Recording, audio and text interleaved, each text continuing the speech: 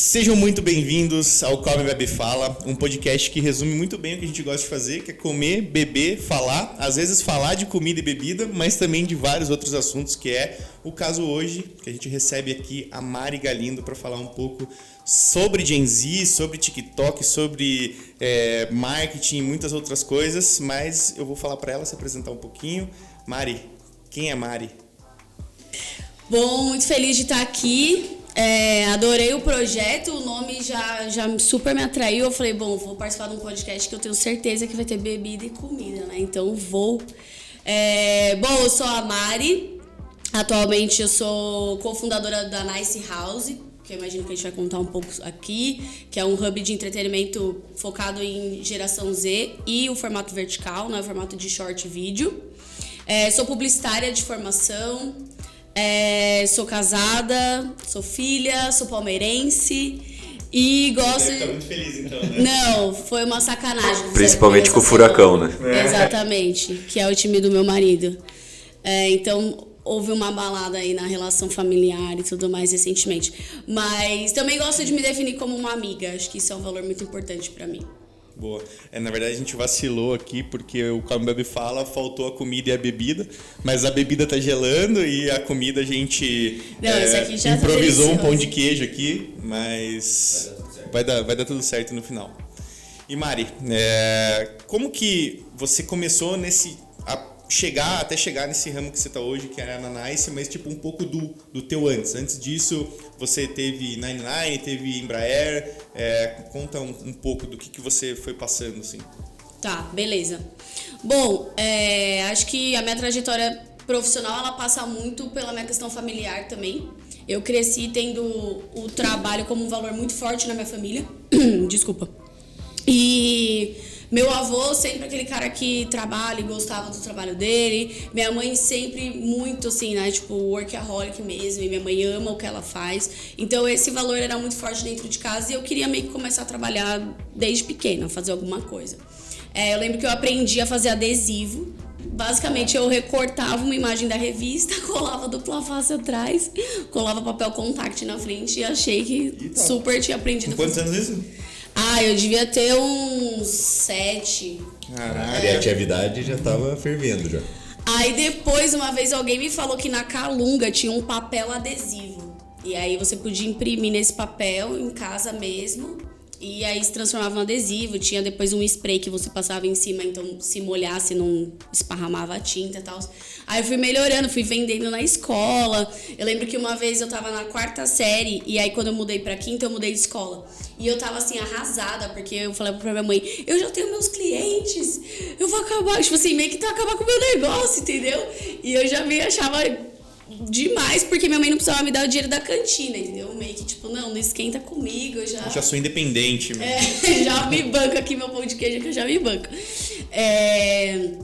Então eu sempre queria estar fazendo alguma coisa assim, né? Depois, durante o ensino médio, eu fiz parte de um colégio que eles tinham tipo uma ONG Júnior, assim, sabe? Tipo empresa Júnior, sim. ONG Júnior. E aí lá a gente organizava eventos, organizava campanhas. Então acho que foi nesse momento da minha vida que eu fui mais fechando a ideia do que eu queria fazer, assim, sabe? Descobrindo os nomes. Né? Então, eu gosto de imagem, eu gosto de processos gráficos, eu gosto de eventos.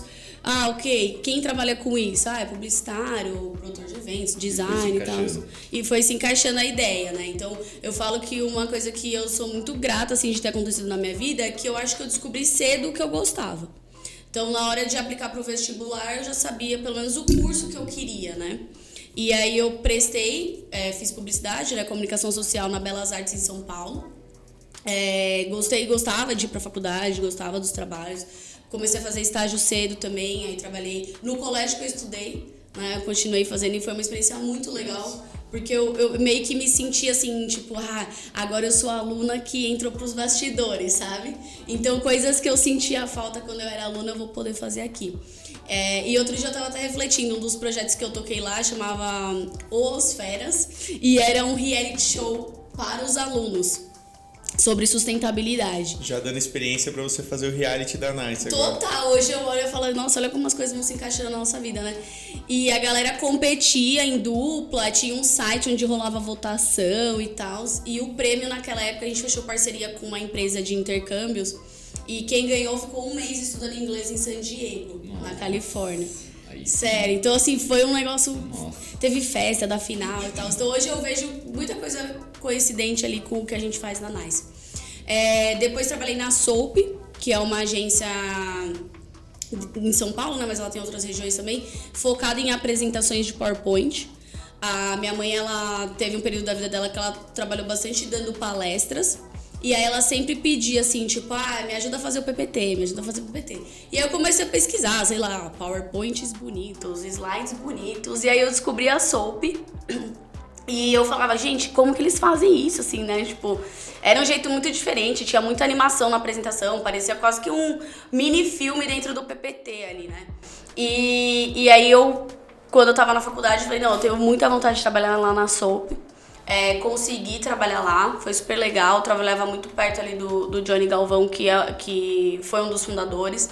Depois ele saiu, ele abriu uma nova chamada The Plot Company e eu fui pra essa nova junto com ele. Seguiu ele. O Marcos Mion entrou junto com ele, mas... Foi. A gente se baseava, quando tinha a The Cave, que era uma das empresas que eu tive também, a gente se baseava muito tanto na Soap quanto na The Plot, assim, era bem uma referência. Acho que a gente tinha comentado isso alguma vez, mas também entrei para esse ramo de apresentações uma época e eles eram a maior inspiração do mercado, né? Sim, total. Nossa, era cada um. E assim, era muito legal porque, tipo, era uma empresa, assim, enorme, com vários designers. Então, tinha uma galera que era muito boa de ilustração, tinha uma galera que era muito boa de 3D. Então, assim, eu sentia, caraca, meu, se eu ficar muito tempo aqui, eu vou conseguir pegar tudo, assim, né? E eu me cobrava muito disso, assim, eu gosto dessa parte do visual, mas eu sempre fui melhor na parte de edição, manipulação de imagem ali, Photoshop, do que no desenho, né? Então, sabe aquela coisa que você olha e você fala assim, nossa, que top que ele faz. Nunca vou conseguir fazer. Fica, putz. Então era muito legal. Depois da The Plot, eu fui trabalhar na 99 Jobs. Pra mim foi uma experiência completamente diferente, porque naquele momento o que a 99 trazia muito forte era a questão de employer branding. E até então eu nunca nem tinha ouvido falar sobre employer branding, né? Sobre essa disputa por talentos no mercado que já começava a se desenhar, principalmente o aqui que no hoje é um Brasil. fato, né? O que hoje é total um fato, assim. E eu lembro que a gente compartilhava muito isso, né, nas reuniões ali, do quanto que isso viria a ser uma das principais dores, né, de quem faz gestão, de CEOs e tudo mais. E ali, pra mim, foi uma baita escola, porque eu pude conhecer, né, o formato de trabalho ali era meio consultoria, então a gente entrava nos clientes, né, então pude conhecer a realidade de várias empresas, entender o modelo de negócio delas, entender como que elas olham visão de negócio, cultura, quais eram as dores de atração de talento, sabe? Por exemplo, naquele momento, né, não sei como tá hoje, mas um dos clientes era a Globo.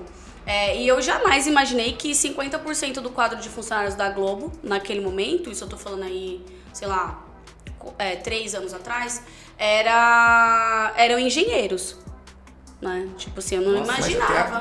Mas não da galera que trabalhava na frente.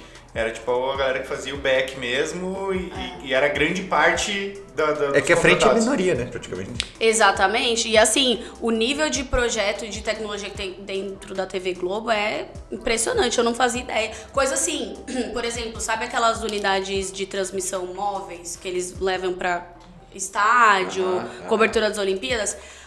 A Globo, ela faz o chassi daquele automóvel. Nesse outro nível. É outro nível. Então, assim, pra mim, era muito legal, sabe? Parece que você tá todo momento sanando curiosidades, aprendendo coisas novas. Eu fiquei por 4 anos lá. Um dos clientes que eu atendi foi a Embraer. E aí eu recebi um convite pra fazer parte do time de transformação digital. Ficava dentro da vertical de inovação. E também foi uma experiência muito diferente pra mim, que até então o perfil de empresa que eu trabalhei era uma empresa mais da área de criatividade, agência, consultoria, empresas com um porte menor. E aí foi a primeira vez que eu me vi meio que do outro lado da mesa, né? Que é o lado do cliente. Até então eu sempre estava mais do lado de quem produz, de quem executa ali, né? E aí foi uma baita experiência, entender como que uma empresa daquele porte pensa, se planeja, eu nunca esqueço assim, as reuniões de planejamento estratégico, como que é feito assim, para que todas as áreas casem. Não, e acaba sendo uma empresa que ela nem aparece muito, né, querendo ou não. Tipo, ela não é uma exposição direta, digamos você assim, não vê esse trabalho, tipo, o trabalho que você fazia escancarado lá na frente, né? Porque eu acho que deve ser uma burocracia muito grande e deve refletir muito pouco no final, ou não? Sim, tem muito mais processos, obviamente. Mas um que eu não era parte do time, mas porque a gente estava na mesma vice-presidência, tinha muita colaboração, muitas ações em conjunto, foi a IVE agora, né, que ela saiu ali da Embraer, se tornou independente, que é a IVE, que é o eVTOL, né, que o nome meio que mais popular seria o carro voador. Então, ter visto ali parte desse processo, os mockups, as discussões em relação à acessibilidade, né? Eu acho que esse é um projeto, porque assim, existe você ser uma empresa nativa digital e existe você estar fazendo a transformação digital, né? Ou seja, o seu core business não depende do digital. Então, no caso da Embraer, ela faz avião, né? E ela faz avião pro mundo real, não faz avião pro Minecraft, entendeu? Então, assim, pra ela o digital não é uma questão de vida ou morte ainda. Cara, eu acho que isso, no momento atual, tá sendo uma confusão geral com todo mundo, porque com essa história de metaverso, todo mundo quer ser digital e quer estar nesse meio. Só que às vezes o cara não faz nem o básico no universo aqui e o cara quer estar participando do metaverso, aí acha que só criar um avatar lá em 2D é isso e não. Tipo, eu acho que tá tendo hoje em dia muita confusão. Eu acho que conseguir separar que, você é uma empresa que o teu core business é outra coisa. Você não precisa estar 100% imergido. É igual, por exemplo, eu até brinco. Você pega uma empresa que é extremamente... que lida com uma galera que não tá nesse meio e você quer estar comunicando com eles no 100% do meio digital. Às vezes você tá comunicando, sei lá, com o cara que faz a obra e você quer que ele acesse o teu site, entre no teu Instagram, converse com a sua auxiliar, só que, o cara é o tiozinho que nem tem WhatsApp, sabe mexer no WhatsApp direito, e daí você tá querendo colocar essa cultura. Então, tipo, é muito diferente essas empresas que já vêm mesmo nativas e as empresas que não precisam ser 100% isso, elas podem ser mescladas, né? Exatamente, eu acho que assim, às vezes se o seu core business ele não depende do digital, às vezes o digital não representa o seu canal de venda, né? No caso da Embraer, ela tem uma unidade de negócio que é relacionada à venda de jato executivo, né? Aviação executiva. Então aí você tá falando de uma pessoa física, talvez, no final, né? Como aqui o caso de vocês, que estão voando aí Brasil afora, abrindo janela bar e na tal. verdade a gente só tá esperando o avião ficar pronto, já foi encomendado. Eu não imagino uma venda por DM no Instagram, entendeu? Então você começa a perceber qual que é a necessidade do digital. Talvez, nesse formato, tá muito mais no workflow de trabalho, nas ferramentas de comunicação interna, nas ferramentas de aprovação de demanda, nas ferramentas de gestão de projetos. Na experiência interna. Na experiência interna, às vezes até na experiência externa e tal, de mensuração, de métricas, do que no core do negócio, né? Então, assim... Eu acho, né, voltando lá, esse caso do eVTOL, da IVE, é um baita case de inovação super disruptiva. A gente tá pra ver aí o lançamento, o voo e tal. O outro que tá lá dentro ainda, mas que tá avançando super rápido, que chama Beacon, né, que é pra conectar mecânicos às aeronaves de uma forma super tecnológica. Então, eu acho que assim, ela tá dando passo dentro da transformação digital, né? Obviamente tem outra velocidade, mas eu entendo que essa outra velocidade também é porque a indústria ao qual ela tá tem um ciclo diferente, né? Então, você lança novos aviões a cada 7 anos. Óbvio que a empresa vai ter um ritmo diferente, né? Não, e a você não vai se produção comparar do com o avião demora varejo, um monte que ainda. todo dia você tem que fazer alguma coisa, todo dia tem que mudar uma promoção, lançar um produto novo, enfim.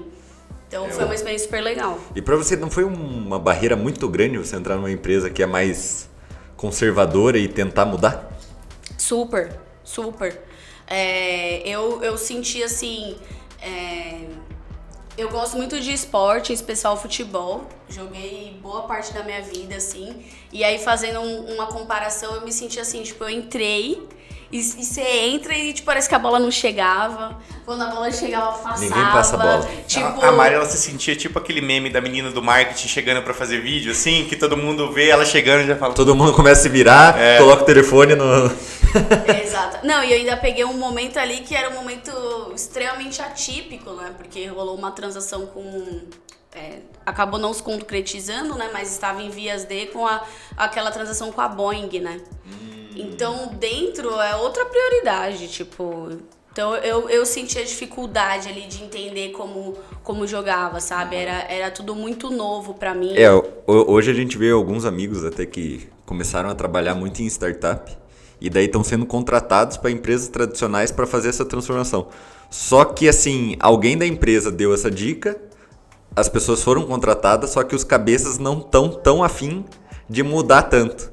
E aí a pessoa fica engessada, a empresa em si não se sente preparada para mudar. Então foi contratado, só que não estão aceitando as ideias. Então acaba sendo um desafio bem grande.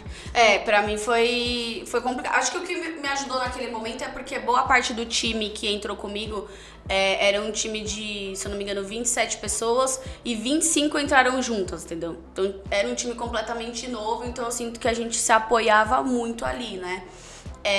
O pessoal da Embraerex, né, que era essa outra vertical ali, também tinha isso de querer fazer o negócio acontecer e tal. Então acho que a gente vai encontrando pessoas espalhadas, né? Talvez a maior dificuldade é isso, fazer o mapeamento inicial.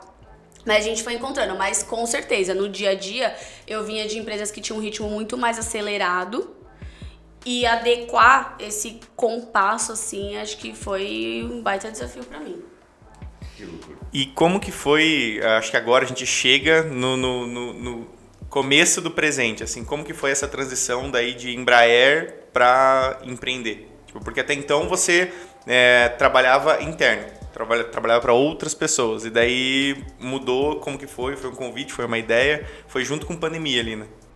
Foi total. Bom, eu saí da Embraer. E aí eu sempre tive muita vontade, assim, de trabalhar nas big techs, né? Tipo, Google, Facebook, BuzzFeed era uma que eu gostava muito também, Twitter, talvez não, porque eu não uso tanto Perderam, Twitter, hein, né? galera? Vocês podiam ter contratado, mas perderam. E aí eu comecei a prestar processos seletivos, né? E do Facebook eu lembro que fui até a última fase e não passei. Aí do BuzzFeed eu passei, eu tava, tipo, super feliz, assim. Era uma posição do BuzzFeed Brasil, mas que reportava pra Nova York, então tava assim, que top e tal. E aí foi logo no começo da pandemia, aí eu recebi um e-mail de congelamento da vaga, né? Nossa, eu lembro que aquele dia eu fiquei muito arrasada. Porque a pandemia, ela veio vindo, né? Veio pela Ásia, Europa, Estados Unidos, depois daí chegou pra aqui, cá, né? Então, como a posição respondia pra lá já tava um nível mais avançado do que a gente tava sentindo aqui, né? Então eu fiquei super arrasada, assim. E aí eu falei, vou continuar tentando. Aí TikTok, eu falei, seria muito legal trabalhar no TikTok, né? Assim, porque o olhar que eu tinha era assim, até a entrada do TikTok, a gente tinha praticamente um monopólio de duas empresas. O Google com o YouTube e o Facebook, agora a Meta, com o Instagram. E a gente, pelo menos eu vi nascer esses dois players, a idade que eu tinha na época, eu meio que aproveitei como usuária. Como alguém, tipo assim, até gravei uns vídeos lá. Cara, eu nunca vi um TikTok seu. Eu ia perguntar, ia ser uma pergunta que eu ia fazer hoje, se você produzia conteúdo. Não, eu já produzi. É que hoje eu tenho me organizado melhor sobre isso, depois eu vou falar, assim. Mas minha figura ali era como usuária, entendeu? Então aprendi a rede social ali como usuária. E aí, com a entrada do TikTok, eu pensei, seria muito legal participar do outro lado agora, né? Eu entendi o que esse negócio se transformou, o impacto que tem, eu queria estar do outro lado, né? E aí comecei a me aproximar do pessoal do TikTok, consegui fazer uma reunião na época com um rapaz que era o Country Manager da América Latina, conversei com ele, foi super legal a conversa porque ele me explicou naquele momento qual que era a intenção do TikTok, que eles estavam em busca do tipo assim, a gente não quer ser o novo Instagram, a gente tá olhando pra outras coisas e tal. E aí eu meio que me coloquei à disposição, assim, voluntariamente, falei, gosto muito, eu sou entusiasta, eu posso ajudar de alguma forma, né? E eu meio que comecei a mapear alguns perfis que faziam sentido para aquele direcionamento que eles tinham, de estilo de conteúdo.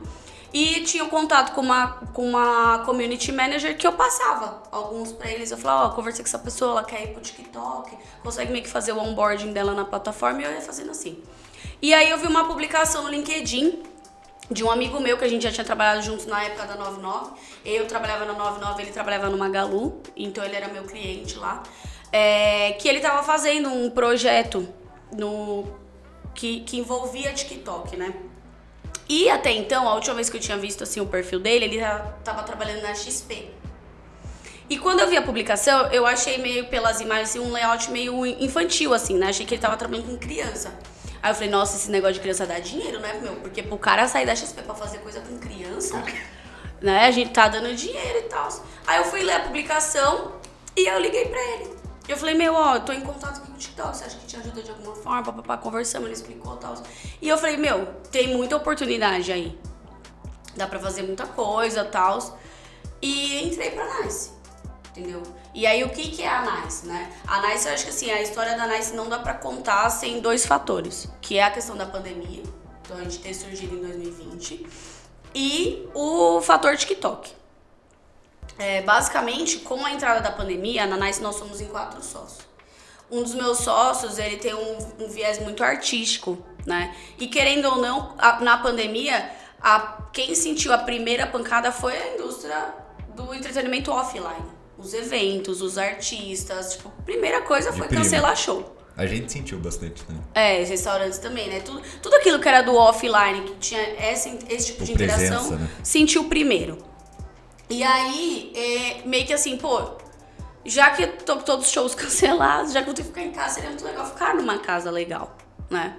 E aí a gente percebeu uma casa em Los Angeles chamada The Hype House, tem até um documentário sobre eles na Netflix, que basicamente são grandes criadores de conteúdo. A maior parte deles da categoria de lifestyle, ou seja, é uma categoria que pede muita interação offline, porque é viagem, é comer, é lançamento de produtos, eventos, festas, enfim. E eles se juntaram nessa casa e começaram a gravar conteúdo juntos.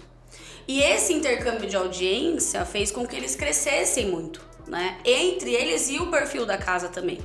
E obviamente são pessoas que já vivem de publi. Então eles encontraram uma solução para crescer em um momento que tudo meio que indicava que eles iriam declinar, né? E dali, dessa casa que surge a Charli D'Amelio, que se tornou um dos maiores nomes do TikTok, né? A família D'Amelio e tal, hoje é o Khaby Lame. E a gente falou, poxa, seria muito legal ter uma casa dessa aqui no Brasil. Só que nós 4, nós não somos, tipo, nenhum de nós grandes influenciadores, ou ninguém era, tipo, manager de influencer, tava nesse mercado, né? Cada um tinha um olhar sobre isso, cada um tinha, assim, esse interesse em trabalhar com isso. Eu acho que o mais próximo, talvez, é um dos meus sócios, que é o Will, que na época ele trabalhava em agência, então ele tocava alguns projetos com influenciadores. E aí a gente falou, tá, e aí, vai fazer essa casa com o quê? Com que dinheiro? Quem vai morar? Vamos ter que aprender as dancinhas. Eu já falei, me recuso, elas me recusam. Tipo, tá, não, mas... Pô, a ideia é boa, mas falta a mão. Mas assim, gente, beleza. Quem é grande hoje no TikTok? Naquele momento não tinha quem era grande no TikTok Brasil. Porque uma das estratégias de aquisição de usuário, e que todas as plataformas utilizam disso, é você pegar grandes, sei lá, globais, ou grandes youtubers, ou grandes do Instagram, fecha um contrato, olha, dentro desse contrato suas obrigações é criar o seu perfil lá e postar X vídeos, né? Pra ver se a gente consegue trazer um pouco da sua audiência das outras plataformas pra cá. Então, as pessoas que em tese eram grandes, elas não eram nativas do TikTok. E o que a gente percebeu é que ali, a entrada do TikTok, ele trouxe uma mudança na linguagem, na forma de se produzir conteúdo. Então não adianta pegar quem era grande no YouTube, quem era grande no Instagram e achar que essa pessoa ia virar essa chave muito rápido, a ponto de entender a mecânica da plataforma. Ia ter que aprender. Exatamente. A gente falou, bom, tá todo mundo tendo que aprender. Então vamos encontrar os novos talentos, vamos perceber quem já tá aprendendo, quem já tá mais na frente disso. E aí foi a sacada de criar uma audição. E é muito legal, eu gosto sempre de fazer esse processo de rever momentos, né, da vida que contribuíram e tal. e o Gustavo, por ele ter trabalhado em RH também, a gente olha e fala, sem querer a gente meio que fez um trainee da nova geração. Porque era a nossa referência, né? Grandes programas de trainee, era o que a gente já tinha trabalhado no passado. E a gente lançou essa competição, falando, olha, a Nice vai olhar o Brasil inteiro, a gente quer pessoas talentosas, os seus números não importam, poste um vídeo, mostre o seu talento. Quem ganhar essa competição vai morar na casa. Nossa, vai morar na mansão Nice. Só que assim, a gente não tinha muito referencial, sabe? Se ia dar certo, se não ia dar certo. A gente ficava flodando o vídeo, né? Flodar é ficar meio que postando várias vezes o mesmo vídeo pra ver se um vai e tal. E finalmente um foi. Ele realmente teve um número de visualizações muito maior em comparação aos outros. E a gente chegou a bater 13 mil inscrições. Vocês usaram essa divulgação dentro do TikTok? Tudo dentro do TikTok. A gente fazia TikTok, fazia Instagram, mas o que pegou foi lá dentro mesmo. O que pegou foi o TikTok. Tanto que eu falo que, assim, a Nice, ela não foi tipo um business play, nossa, o nosso público vai ser a geração Z e a gente vai fazer isso, isso e isso. A gente fala que foi a geração Z que escolheu a gente, porque a gente não sabia. Né? Foi Foi acontecendo. Cara, posso criar só um parênteses antes de você continuar? Claro, aliás, esse podcast, né, de vocês, fiquem à vontade. Justamente porque assim, muito se fala em geração, e a geração agora é a Z, e com vários costumes e vários hábitos diferentes da gente. Se você pudesse, assim, descrever, para quem tá vendo e não entende nada disso, o que é a geração Z e tipo, o que você acha que são os principais as mudanças entre comparativos com as gerações anteriores que essa geração tá fazendo, assim? Tá, beleza. Eu sempre gosto de responder essa pergunta de um viés mais pragmático do que de um viés idealista. Então, pontos mais práticos em relação a essa geração. É uma geração que ela nasce onde já existia internet. Então, a vida dela é impactada muito por isso, né? Porque a geração anterior, que são os millennials, viu a chegada da internet. Então, viu essa transposição do que é analógico se tornando digital. Obviamente, a gente ainda vivencia esse momento de digitalização, mas meio que quem é da geração dos millennials tem esse contraponto, né? Então, o exemplo que eu gosto é, por exemplo, se você abre o seu computador, área de trabalho, você vê a lixeira lá. Automaticamente você vê uma lixeira em qualquer escritório. A central chama área de trabalho, entendeu? Porque a mentalidade foi muito literal. As pastas onde você guarda seus arquivos são baseadas nos fichários que existem dentro dos escritórios. Então, era fácil fazer esse depara. A geração Z não tem essa referência. E isso virou história pra eles, entendeu? Eles não vivenciaram isso. Isso é só um fato. Isso é só um fato, exatamente. Então, o fato de ser a primeira geração 100% digital já impacta muito no consumo, né? Consequentemente, é uma geração que foi inserida ao uso dos devices mais cedo. Então, se você for pegar, por exemplo, sei lá, a idade que você teve seu primeiro computador, seu primeiro celular, pessoas até um pouco mais velhas, se duvidar, hoje, pessoas da geração Z têm quase o mesmo tempo de uso que pessoas de gerações anteriores, entendeu? E o fato de você ter um tempo de uso relevante faz com que você aprenda a mexer naquela ferramenta, qualquer coisa na nossa vida. Então, é uma geração que valida muita informação, é uma geração que entende as dinâmicas da internet, por exemplo, em relação a anúncio, em relação a uma empresa se apresentar lá, fazer uma publicidade. Ela vai olhar os comentários automaticamente, ela não vai ficar só com a voz da empresa que tá falando.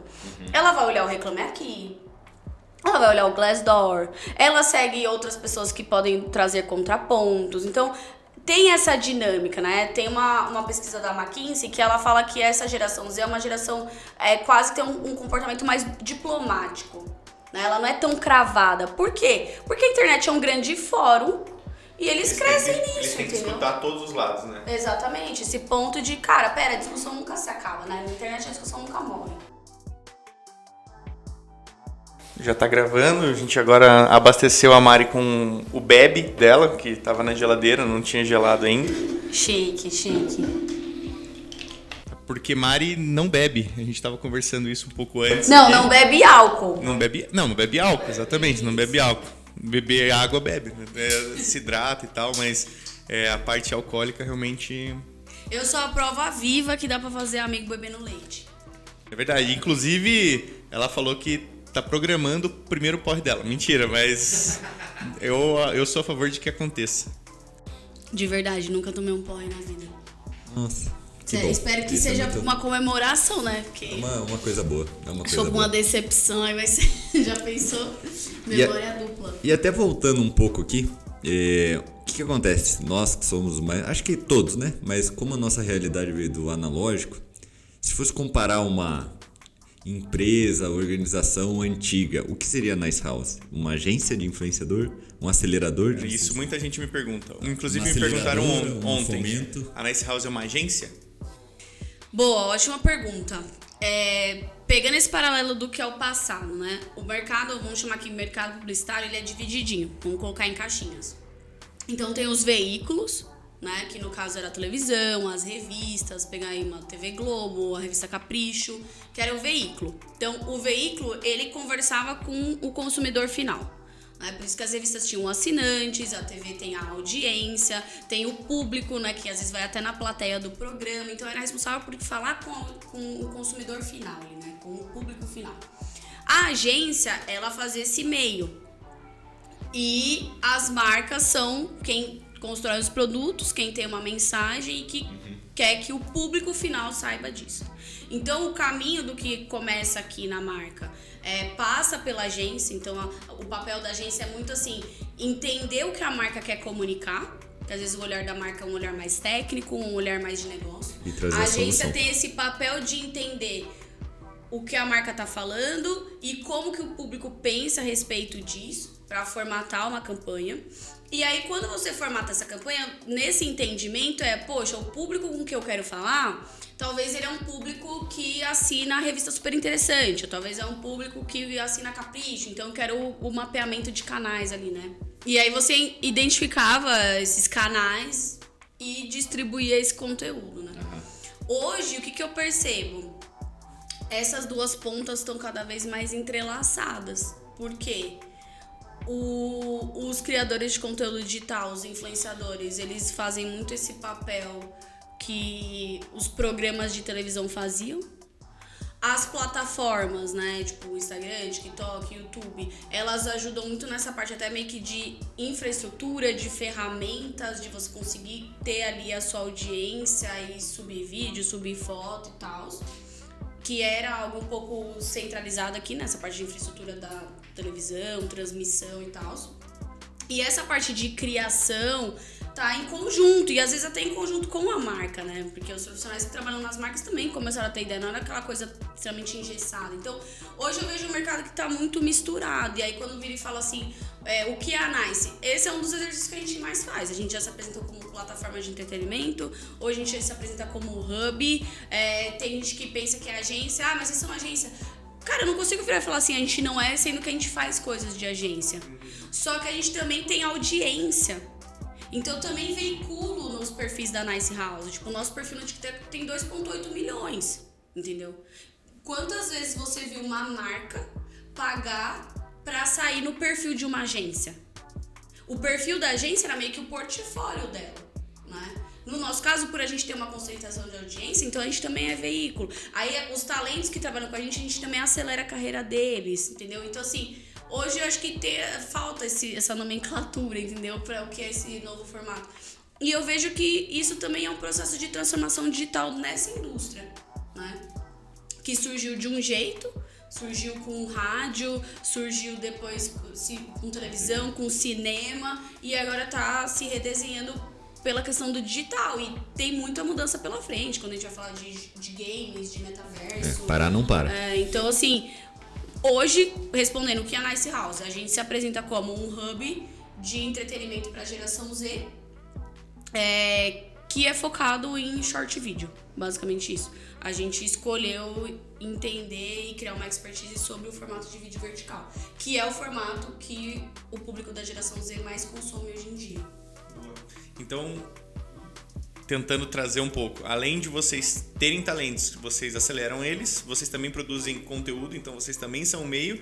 E se vocês não têm essas pessoas dentro da Nice, que são os talentos que vocês têm, vocês também buscam para entregar para a marca a melhor entrega possível. Exatamente. Boa, entendi. E deixa eu até aproveitar aqui de talentos. Como é engajar, cuidar, tratar desses talentos mais novos? Porque é uma cabeça bem diferente aquilo lá. Pra mim é muito diferente, eu sou um pouco mais velho.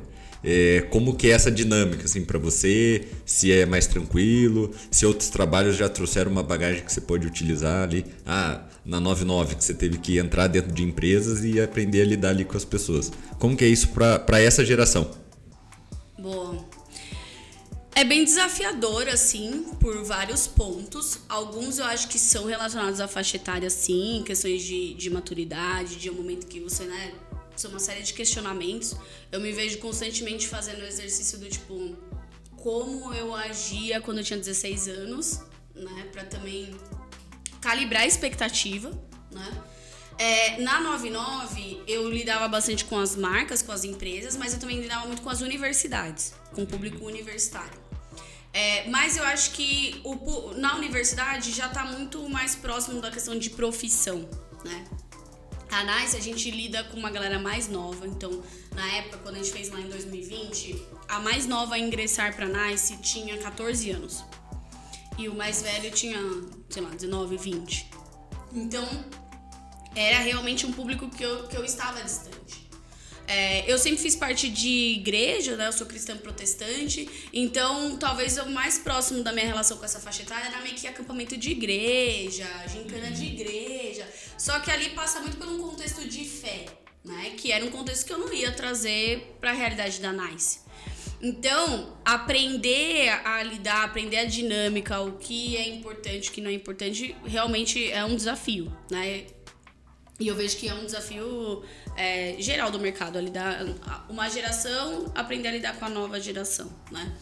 E aí, basicamente, fatos interessantes, assim, né? A gente, vamos fazer uma reunião, vamos mandar invite. O que é invite? Né? Eles perguntavam, o que é invite? Vai mandar por onde? Porque não tá, e isso é muito doido, né? A gente olhar e ver, tipo, em que momento da vida a gente vai criando os nossos hábitos, os nossos vícios, né? Porque a gente pensa e espera que por eles serem nativos digitais, eles conheçam os nossos costumes digitais, né? Então a gente tá num formato ali de é muito mais trabalho nesse meio do que não que não seja trabalho, mas é um trabalho diferente. Eu acho que é isso que a gente tem que começar a se acostumar, né? Porque eles trabalham com aquilo, não necessariamente o trabalho deles lá é igual ao nosso, que tem um invite, que tem uma reunião por Meet ou por, enfim, sei lá o que, e dá certo. Então, eu acho que esse conflito de informações diferentes entre as gerações que tem que se acostumar uma aprendendo com a outra, né?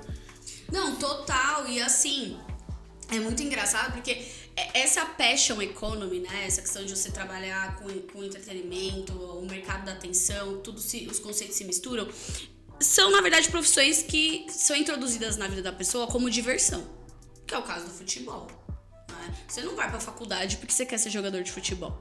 Você começa a jogar ali quando criança, começam a perceber que você leva jeito, você ama aquilo, você acorda que quer jogar futebol, não quer ir pra escola porque quer jogar futebol, aí a família vai e leva na escolinha, aí começa...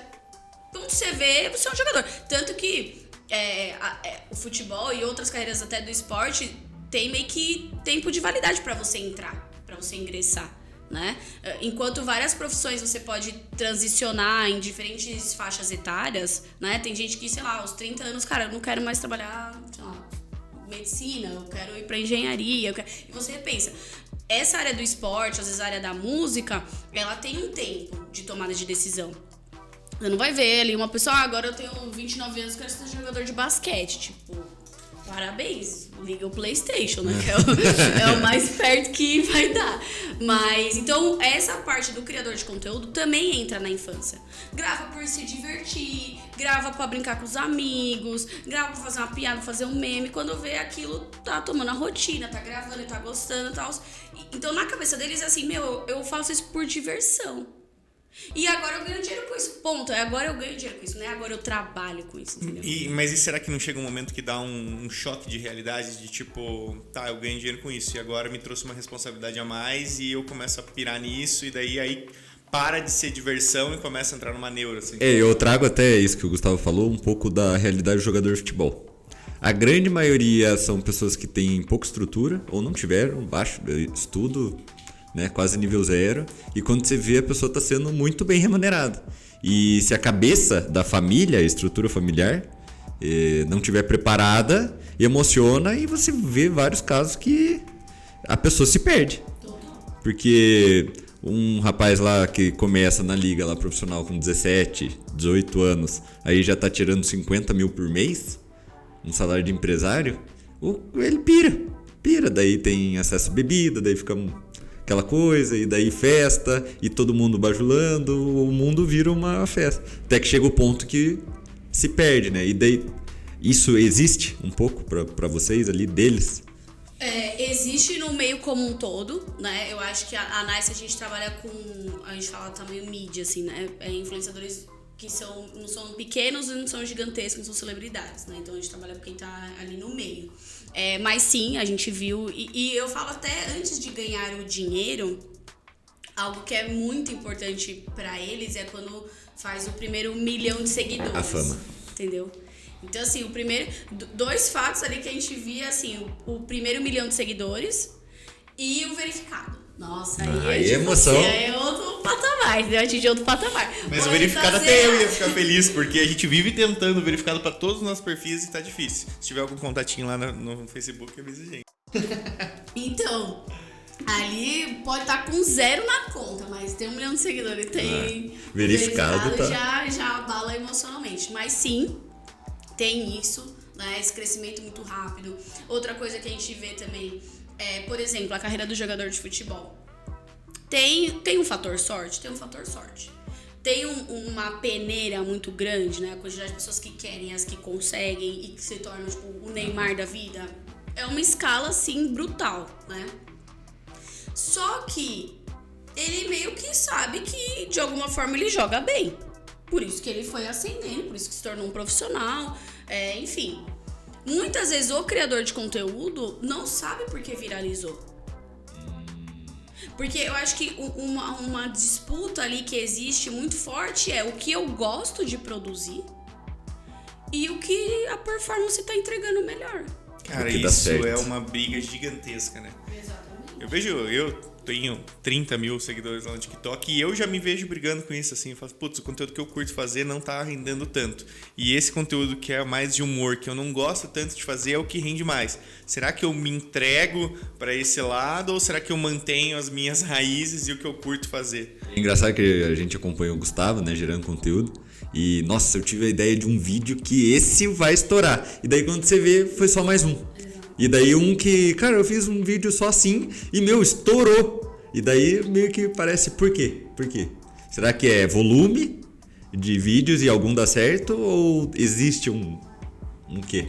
Exatamente. Assim, a gente vê também um mercado que não saber exatamente como a dinâmica do algoritmo funciona, criou-se um mercado de cursos e de infoproduto gigantesco, né? Porque o que mais você vê hoje na internet, a gente vendendo, te ensinando as técnicas e tal. Eu acho que muita coisa já foi mapeada e você consegue comprovar que funciona bem.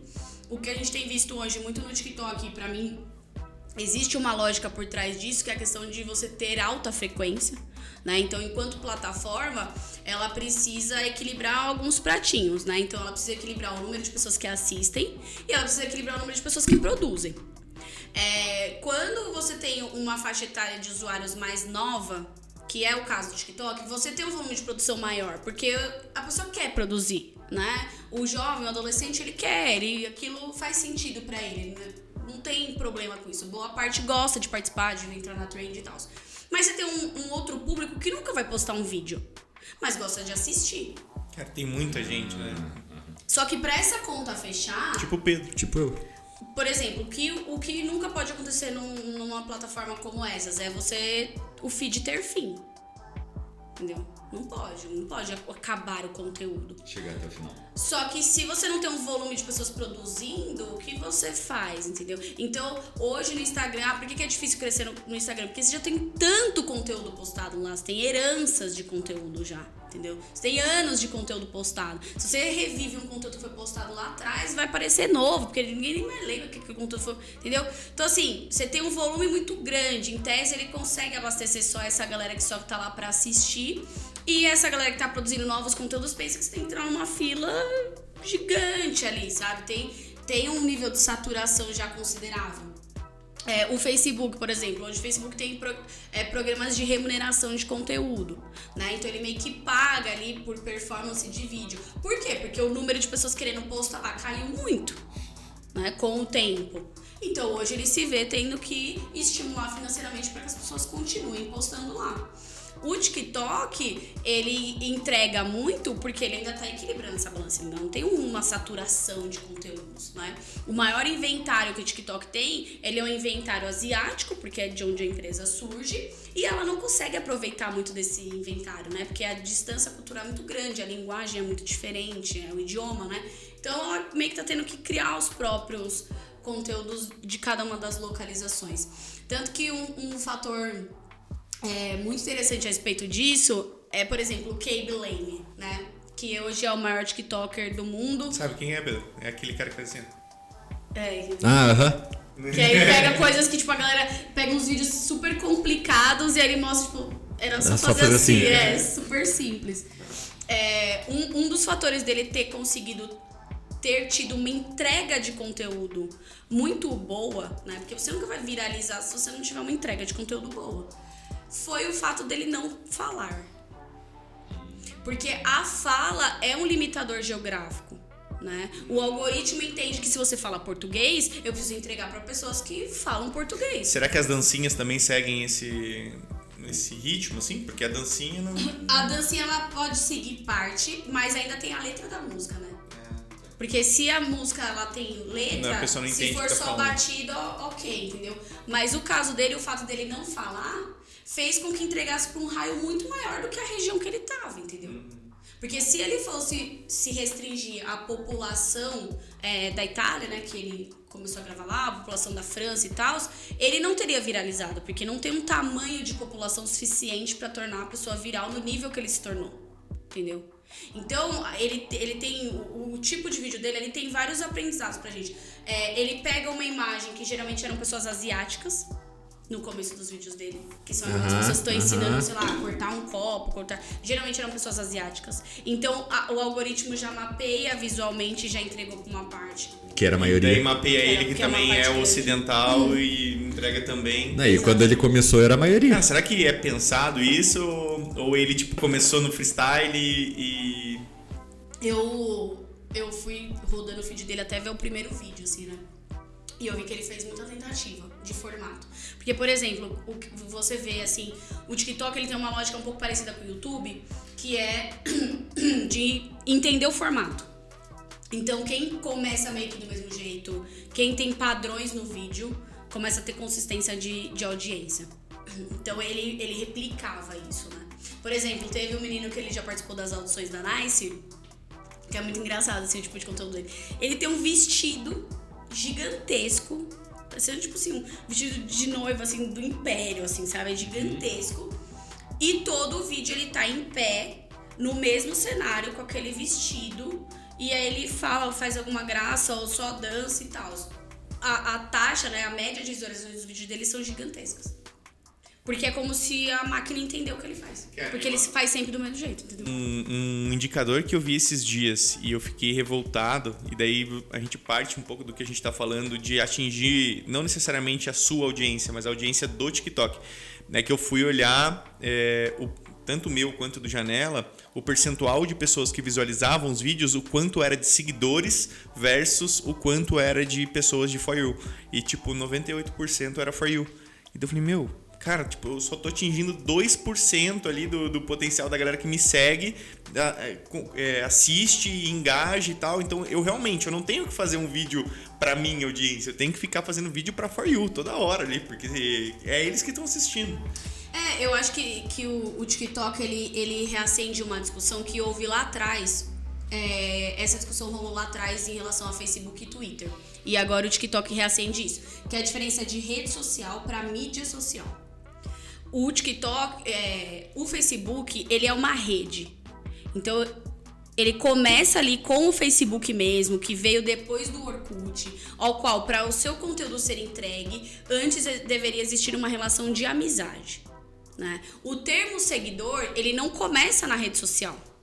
Na rede social era o termo amigo, adicionar como amigo. E a proposta que ele trazia era, você compartilha esse tipo de conteúdo, então as fotos da sua viagem, com os seus amigos. Tá ok pra você? Tá bom assim? Não, tranquilo, eu super compartilho porque eu sei quem são essas pessoas. E aí é mais uma das características da geração anterior à Gen Z, né? Eu conheço a pessoa no real. De ter cuidado. E né? o digital é só um meio de comunicação, é como se fosse o nosso meio que novo telefone.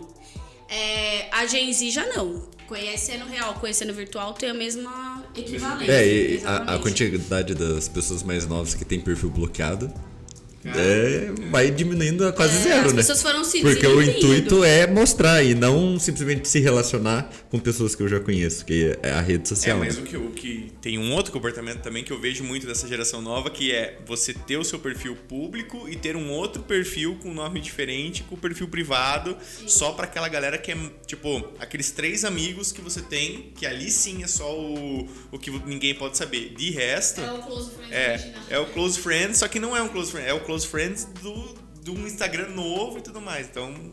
Gente, a Mari já passou o segredo do sucesso aqui, então é consistência, ser mudo... Teste e ter a mesma imagem no visual ali. Não, mas é isso que eu falei. Aí você entende que, por exemplo, ok, pode dar uma super performance, a gente identifica esse padrão, mas é o tipo de conteúdo que você quer falar, é a forma como você quer ser lembrada, aí volta pra aquela discussão. É um pouco do que a gente tava falando, porque realmente, nesse negócio de você ficar testando sempre conteúdos, você acaba achando. Só que será que quando você achar é uma parada que você curte fazer? Que nem, tipo, eu lá no meu eu falo sobre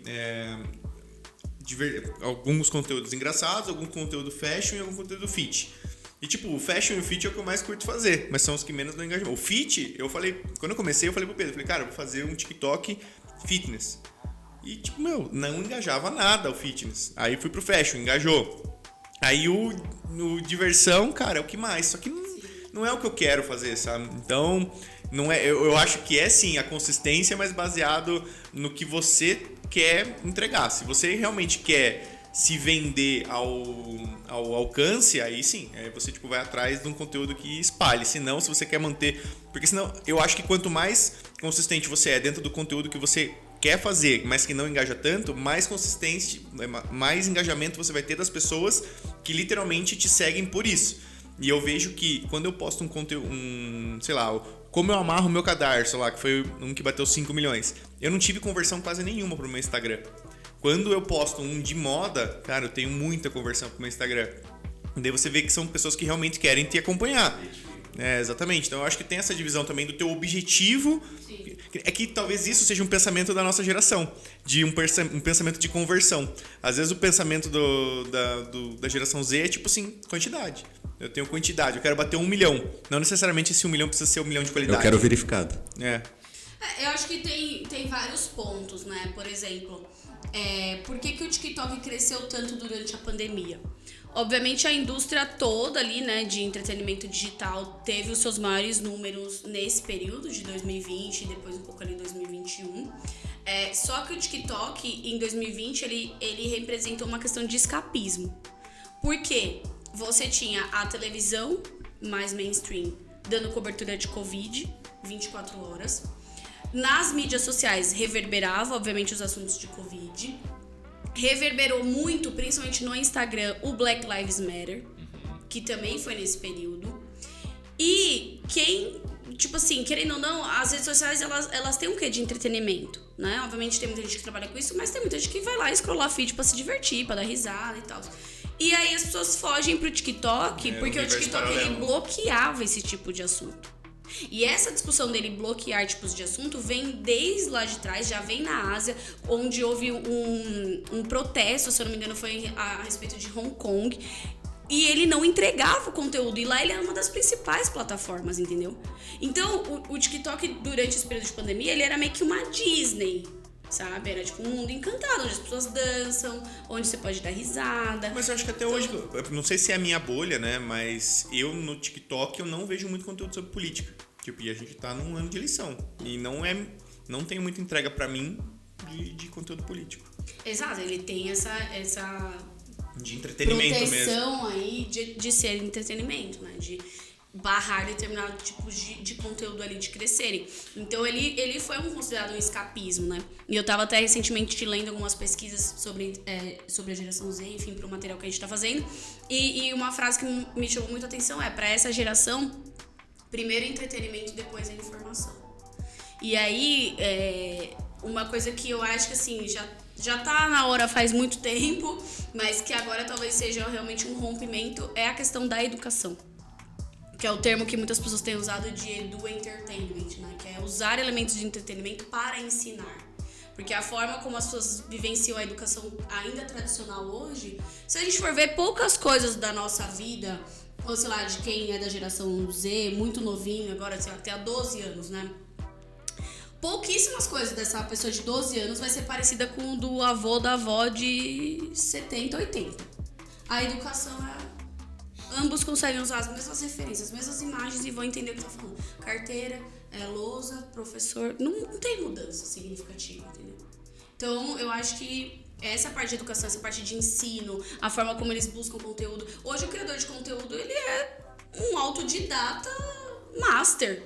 E eu acho que na verdade para tudo o entretenimento linkando hoje, né? Até isso é uma coisa que a gente sempre tenta pensar aqui quando vai criar alguma campanha nova, que é muito a frase de será que eu estou interrompendo ou será que eu estou entretendo, né? Porque tem muito disso do velho publicitário ali, de você interromper e jogar informação e a pessoa ser obrigada a assistir porque ela tá na televisão e a propaganda, e se ela quiser assistir depois a novela ou o jornal, ela tem que passar pela propaganda, ou você tá no YouTube e você é obrigado a assistir se você não paga.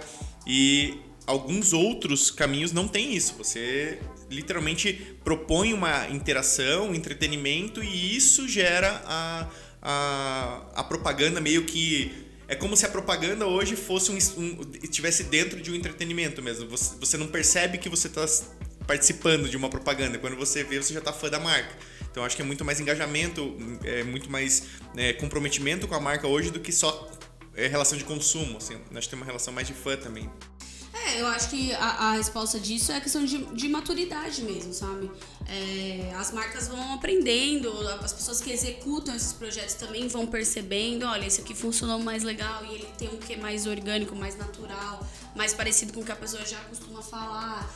Então, eu acho que esse amadurecimento é muito legal e é um ponto que a indústria inteira chega junto, assim, né? Eu acho que, óbvio, tem uns que já estão mais à frente, outros estão pegando mais. Essa participação cada vez mais do criador de conteúdo poder entrar no processo criativo, né? Outro dia eu tava conversando com uma pessoa que tá em Los Angeles e eu até me surpreendi, assim, com o que ele falou, né? Não sei se é muito mais sobre as experiências dele ou de fato como que o mercado está posicionado lá, mas que lá tem uma cultura muito forte do manager, né? Do empresário, ali, do artista, e que o creator não participa tanto do criativo, né? Ele é ainda meio visto como essa mídia. E eu acho que aqui no mercado brasileiro essa tecla vem sido batida com frequência, e eu percebo que as marcas estão super abertas assim ao criador de conteúdo poder trazer o input, poder trazer o tom do que ele acha que vai funcionar, né? E isso pra mim é uma questão de maturidade. As pessoas vão entendendo, vão vendo que tá dando mais resultado e aí vão se ajustando. Do ponto que eu tava falando lá atrás em relação à rede social e mídia social, né? Então o Facebook ele vem com essa questão de rede e ele mantém essa lógica no Instagram, né? As pessoas se adicionavam ali e tal, mas já começa a se seguir, mas você ainda passa por um viés de conheço ou não conheço, né? E tem um ponto muito interessante dessa relação, assim, né? As pessoas também vão se desinibindo na internet. Eu lembro que, já chegou a ser pauta de jornal, casaram-se pela internet, né? Se conheceram, né? Como assim, que ato de coragem, né?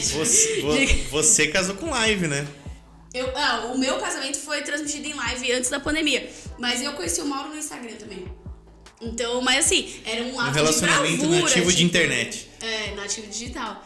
Hoje as pessoas já não tem mais isso, né? As pessoas vão se tornando mais desinibidas, compartilhando, independente se quem tá ali é seu melhor amigo da vida real ou não. E a mídia social, e aí voltando à sua questão que você estava falando, né, do conteúdo fashion, do conteúdo de entretenimento. A mídia, ela é sobre o assunto. Ela é menos sobre a pessoa e mais sobre o assunto. Amigo, você é amigo de pessoas. Mídia é sobre o assunto, entendeu? Por exemplo, Jornal Nacional. Eu não sou apaixonada pelo Jornal Nacional. Eu não faço parte de nenhuma comunidade Jornal Nacional Lovers. Bonner Forever, entendeu? Só que se eu vejo que vai ter alguma pessoa que vai ser entrevistada que eu me interesso, eu vou querer assistir. E ponto. Por quê? Porque aquele assunto me interessa. Isso é mídia. Então, quando você vira e fala, mas não tá entregando pros meus seguidores, tá entregando pra quem quer saber daquele assunto. E isso eu acho que é um principal conceito de quem se formou digitalmente pelo Instagram, que precisa quebrar mentalmente, assim, uma mentalidade pra entrar no TikTok. Porque o Instagram, pra sustentar a expansão da questão de amizade, criou o conceito de comunidade. Entendeu? E esse conceito não se sustenta no TikTok. Você pode ter a sua base de seguidores, só que não o importa. peso maior é para o assunto. Por isso que existe a aba For You, entendeu? Então, assim, posicionar onde cada rede está inserida, qual vai ser a estratégia para cada uma delas, entendeu? Então, quando você vira e fala assim, será que essa geração se importa com a conversão, com a qualidade, não sei o quê? Eu acho que hoje, pelo menos da experiência que eu tive com essa geração, eles se importam em entender, em produzir a peça pela peça, entendeu? Eu acho que o assunto acabou sendo um dos destaques do Flow Podcast. Ele soube ser o primeiro a trazer pessoas que não falam nada sobre a vida pessoal, ter uma conversa tranquila. E eles souberam trazer essas pessoas que eram inacessíveis para uma forma mais de boa, falar sobre assuntos que ninguém imaginava que aquela pessoa falava. Todo mundo acha que é uma pessoa especial e não vive certas coisas. E não, eles souberam trazer pessoas astros, estrelas, pessoas famosas, donos de empresa, para conversar assuntos que ninguém imaginava que a pessoa vivia.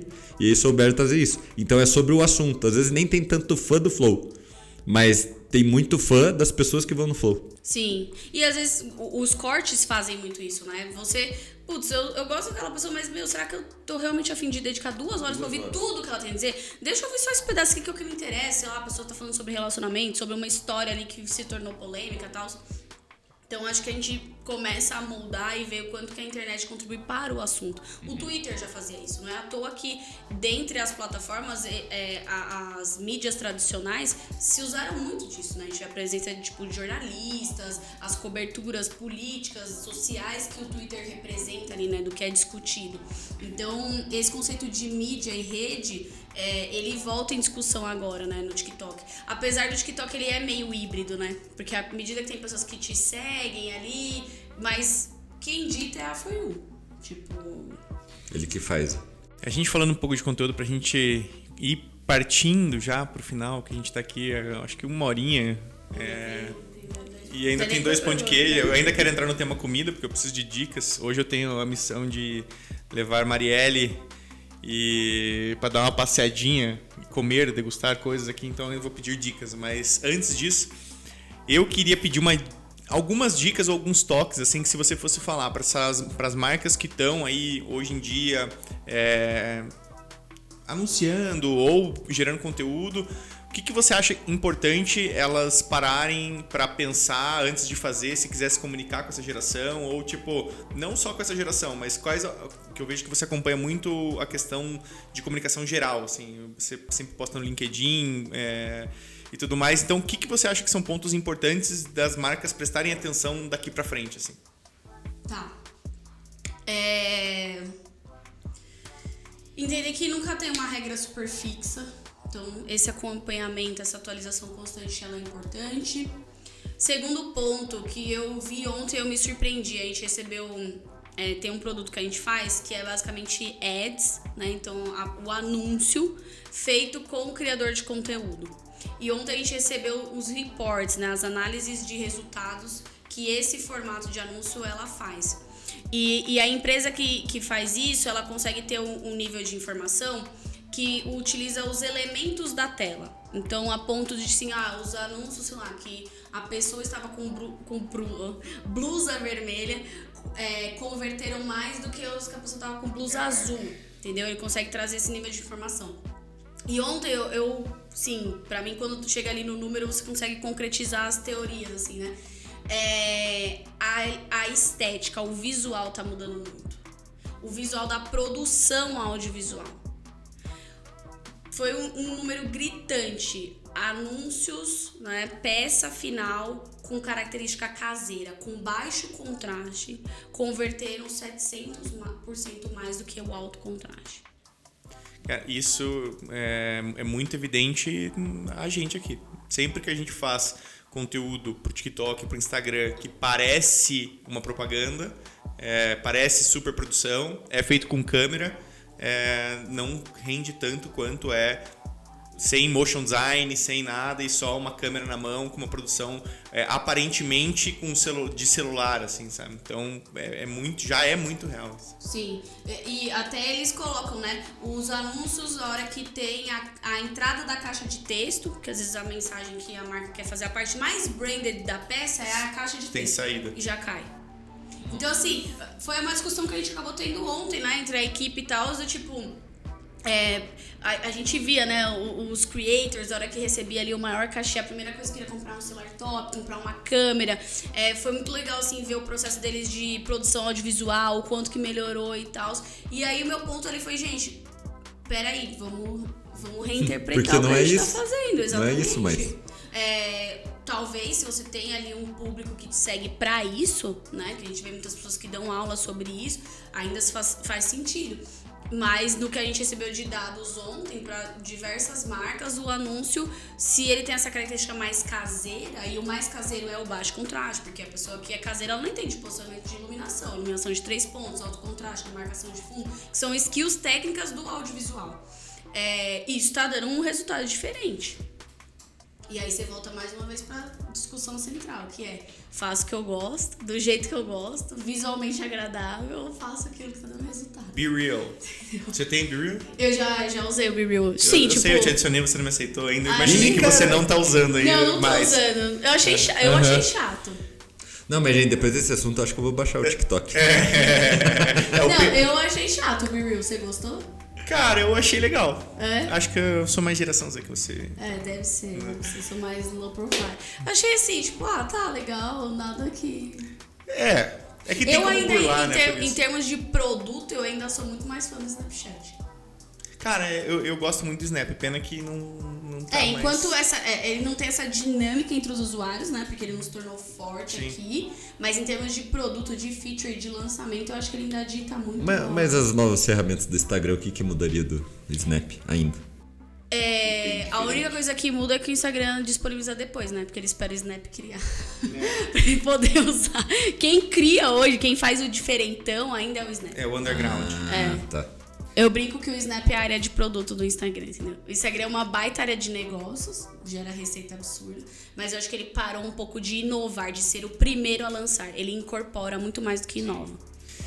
A gente te interrompeu, mas você vê que nem tudo é regra, que nem tudo...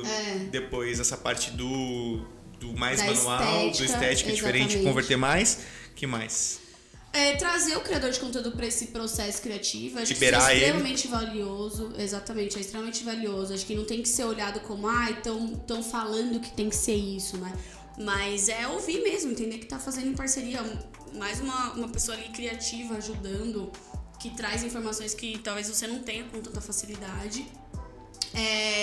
Sair um pouco, né, dessa lógica dos big numbers, assim, tipo, a gente já tem inúmeros casos, né, de putz, a pessoa tem 10 milhões de seguidores e não gera resultado. Então, acho que olhar por outras métricas também, sabe? Isso a gente tem de maturidade do mercado mesmo. A gente tem um exemplo real aqui. A gente fez campanhas agora com influenciadores para as lojas de São Paulo e do Brasil inteiro.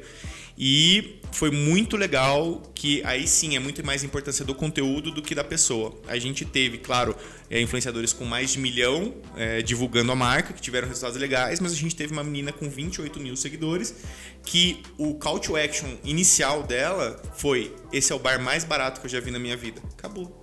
Pronto. Foi o vídeo o maior de todos, superando todos os de 1 milhão. Porque ela soube entregar. Então ela soube o que falar, ela soube como abordar o assunto.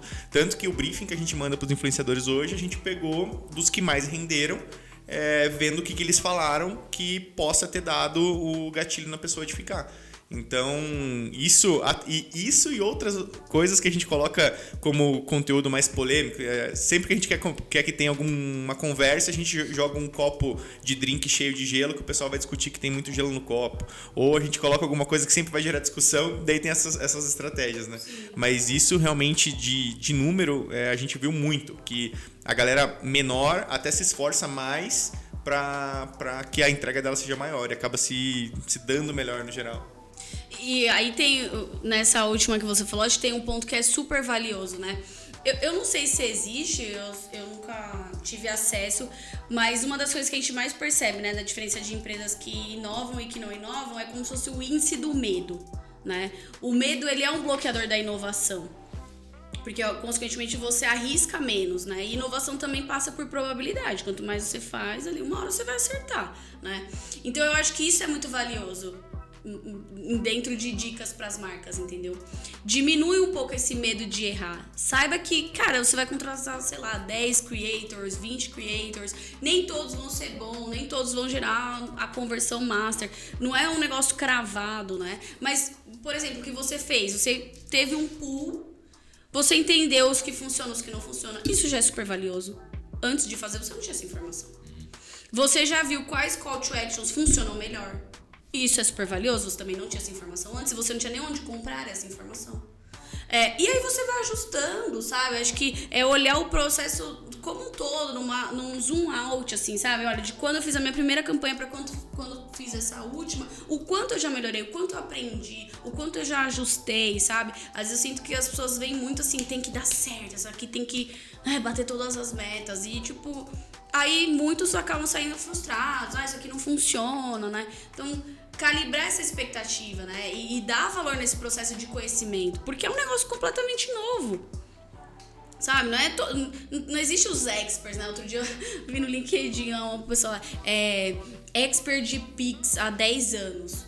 Pô, mas como o Pix não tem 10 anos, como você já é expert, né? Tipo assim, cara, quando o negócio é novo, todo mundo volta pra estaca zero. Mas isso eu acho que quando surgiu todo o movimentação do metaverso, e em uma semana já tinha especialista em metaverso, já tinha, tipo, Chief Marketing Metaverse, não sei das... Cara, como assim? Tipo, como sabe? assim? Tipo, exato. Nem o próprio metaverso sabe o que ele é e você tá querendo saber o que ele é, sabe? E eu acho que isso é muito legal. Quando surge uma coisa nova, a novidade coloca todo mundo no mesmo barco, que é o barco de aprender, testar, compartilhar o que tá funcionando com um com o outro, entendeu? Você sai daquilo que distancia, que é a expertise, e todo mundo volta a ter que aprender de novo, entendeu? Eu acho isso um processo muito legal. Que loucura. Não, deve ser alguma operadora. Cobrança, tô chamando que é cobrança. Deixa até agora vir para outro patamar que eu gosto bastante também. Como que foi a questão da fusão? Com a Final Level. Foi um processo, por exemplo... A gente, em 2021, entre os sócios, a gente se perguntava muito assim, qual vai ser o próximo passo disso que a gente tá construindo? Isso que eu ia perguntar, foram vocês ou vieram? Como que foi essa dinâmica? Desde a primeira audição da NICE, a gente já tinha parceria com a Final Level. No desafio da final da edição de 2020, a gente fez uma colaboração de conteúdo com a Final Level. Então era um relacionamento que esteve com a gente ali desde o início e que em determinados momentos aumentava, esfriava. Mas era sempre um relacionamento mais de collab de conteúdo. Nunca era muito sobre business, né? E aí em 2021 a gente começou a falar, o que a gente vai fazer? Meio que todo ano a gente vai ficar fazendo casa. Tipo, a gente precisa construir um próximo nível, né? E o termo até que a gente usava lá era de next level. qual vai ser o next level, né? E aí eu brinco, né? Trocadilhos à parte, e a gente foi lá e fez a fusão com a Final Level. E aí a gente foi ao mercado entender, a gente contratou uma consultoria. Acho que foi legal. muito momento de se colocar ali meio como administradores de um negócio, né? Isso é uma característica que existia muito na Nice, né? Eu sou a mais velha dos meus sócios são super novos, mas sempre teve essa característica de, tipo, a gente quer mostrar que o que a gente faz é sério, a gente quer mostrar que é com responsabilidade, porque existe esse julgamento. Você entra numa reunião com uma galera que é de uma faixa etária mais velha, olha a cara dos Nicers. Cara, isso só pra quem tá ouvindo. A Mari tem 30. Se ela é a mais velha, então a galera é nova mesmo. Então imagina uma mesa onde os sócios da empresa, a mais velha tem 30 anos, negociando com uns caras que devem ter ali 50, sei lá. Varia, né? Mas realmente você sente que, tipo, dois olhares, né? O olhar do desdém, assim, do tipo, você não sabe o que você tá falando, assim, pela sua faixa etária. E o olhar do fofo, né? Que é aquele olhar de tipo, que bonitinho, que lindo, tá empreendendo, né? Tipo assim, esse olhar também te quebra. Nossa. E aí, a gente sempre buscava como negócio o que a gente ia fazer e tal. A gente vai a mercado buscar investimento, qual que seriam as opções. E a gente começou algumas conversas mais estratégicas e Final Level foi a que mais avançou e que a gente entendeu também que faria sentido, porque eles já tinham um modelo de negócio que era bem parecido com o nosso. Mas ele trabalhava com verticais que a gente não trabalhava, então o Final Level ela teve essa casa dos gamers, então ela é do território de game. Ao contrário da Nice, né, que a gente trabalha com um influenciador de tamanho médio, a Final Level sempre foi sobre grandes influenciadores, né? Então ela trabalhava com outro tier, em um outro território, mas tinha uma base em comum. Ela já sabia como era ter casa, ela tava nesse mercado de mídia que mistura com influencer, que mistura com agência e tal. Então a gente sentiu que era onde tinha a maior parte de sinergia. A gente foi se aproximando da equipe também, tem aquele fit, né? E a gente concluiu a transação no começo desse ano. A gente ainda tá nesse processo de integração, né? Então tem os seus desafios, mas eu acho que tá bem mais tranquilo, assim, né? Obviamente tem áreas que se integram muito fácil, geralmente as áreas de back-office, e aí as áreas mais de gerenciamento da marca, ou como fazer produtos em conjunto, que é o momento que a gente tá hoje, né? Porque, querendo ou não, operação recente, não tem nenhum ano. Mas foi assim que aconteceu. E eu acho que a gente tá tendo uma história juntos bem legal. Legal. Mas, só pra entender, pra contextualizar, não continua hoje com a galera dos games. Aí hoje tá mais focada em creators, com a Nice. Ou não, eles continuam com o negócio deles e vocês com o de vocês, ou juntou tudo? Eles continuam no território game. O que aconteceu é que nem a Final Level, nem a Nice, a gente tem creators morando nas nossas casas. A Nice, a gente não tem mais a nossa mansão Nice.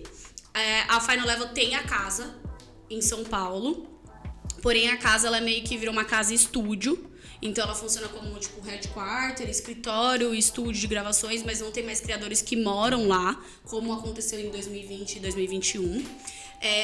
Ela ainda assim atua no território gamer, ela tem a maior network de youtubers gamers da América Latina, então não houve isso, entendeu? A Nice atua ali como uma BU também. Então, a Nice tem um posicionamento de marca, tem os creators que fazem parte da rede da Nice, tem os Nicers, e a Final Level também continua com o modelo de negócio dela. O que a gente tem feito como o assunto de geração Z e games são assuntos que super conversam, dependendo da marca, ela quer trabalhar com os dois ao mesmo tempo.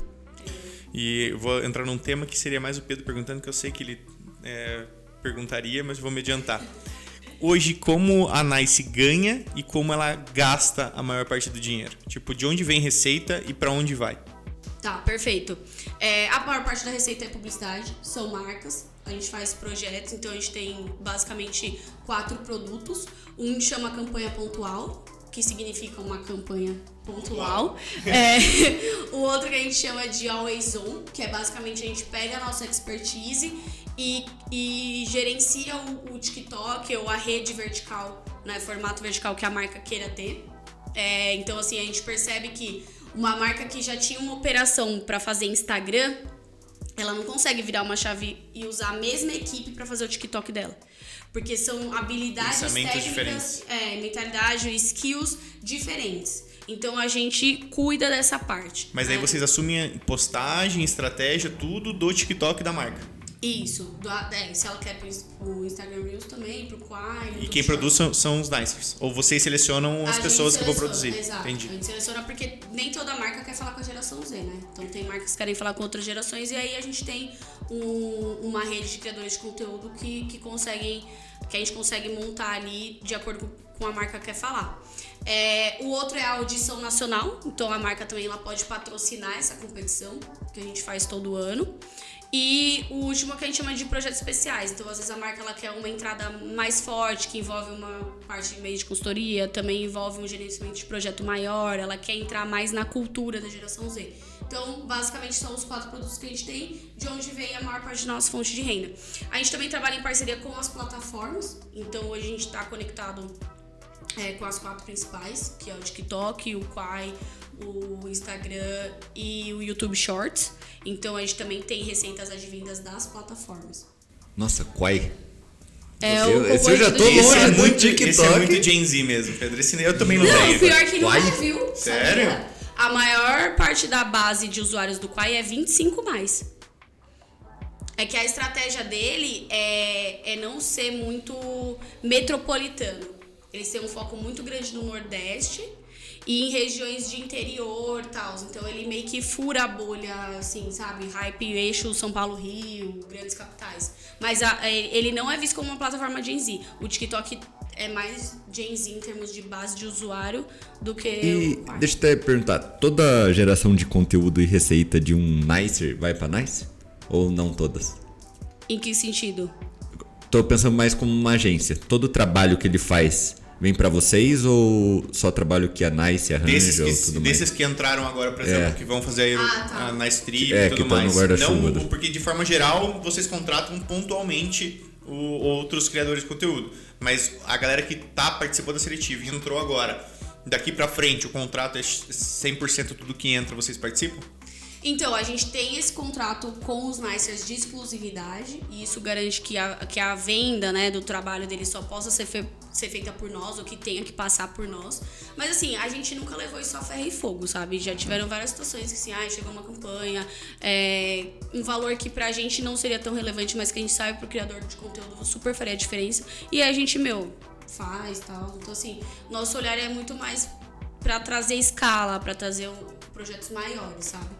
Mas o que a gente acaba fazendo, às vezes, é ajudando no meio de campo, na questão de faturamento.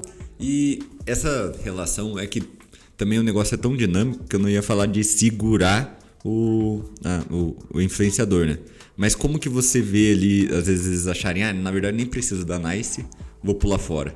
Ou isso pra vocês nem precisa porque é tudo tão dinâmico que daqui a um ano ele já saiu e você já tá procurando outro? Como que é isso? Eu acho que assim, uma vez eu ouvi essa frase, eu não lembro de quem, mas me marcou bastante.